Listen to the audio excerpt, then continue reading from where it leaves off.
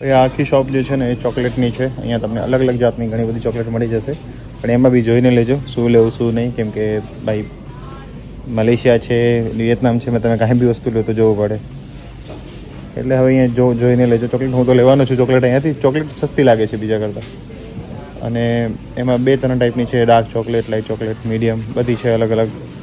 Liquid ફોર્મવાળા ઓલા શું કહેવાય એ પણ છે, સિરપ ટાઈપના. તો એ ઓપ્શન્સ ઘણા બધા છે ને તમે જે જોઈએ લઈ શકશો. હવે આમાંથી કંઈક વપરાય એવી વસ્તુ છે અહીંયા. તો ભાઈ આપણે ઘણી બધી ચોકલેટ્સ લઈ લીધી છે ફેમિલી માટે ને બધી માટે.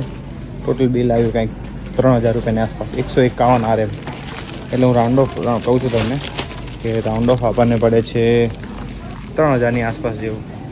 પણ હવે એક બીજી પ્રોબ્લેમ એ છે કે આના માટે મારે એક બેગ અલગથી લેવો પડશે, કેમ કે મારા 2 બેગ છે ને 2 ફૂલ છે.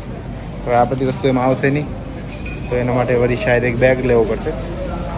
ગોતી લઈશું, ચલો કોઈ વાંધો નહીં. પણ ભાઈ ફેમિલી માટે બી કાંઈ લઈ જવું જરૂરી છે. આપણે એટલા દૂર આવે છીએ, ફેમિલી આપણથી કોઈ એક્સપેક્ટ ન કરે કે એ લઈને જ આવશું, પણ એમ જાય છે તો લઈ આવી.